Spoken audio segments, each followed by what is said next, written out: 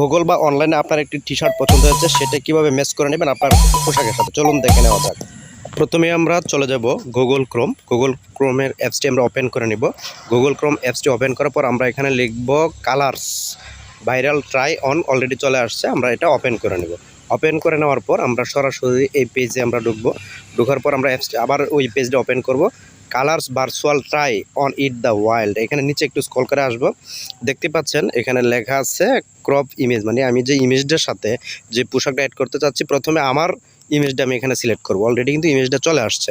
এখন কথা হলো সিলেক্টিভ ইমেজ, যে ইমেজটার কালারটা আমার ওই টি শার্টের সাথে ম্যাচ করবে, ওই পিকচারটা আমি এখানে অ্যাড করে দিব। স্ক্রল করে একটু নিচে চলে যাব।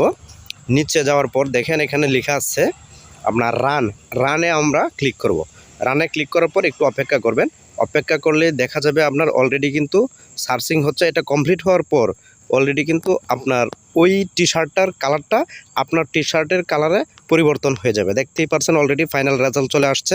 তাহলে আপনারা চাইলে এভাবে আপনাদের পছন্দ মতো যে কোনো টি শার্ট অথবা শার্টের কালার অথবা জামার কালার ছেলে অথবা মেয়ে উভয় কাজটি করতে পারেন। যদি ভালো লেগে থাকে ভিডিওটি শেয়ার করে পাশে রাখবেন এবং অন্যকে দেখার সুযোগ করে দেবেন। ধন্যবাদ সকলকে। আবারও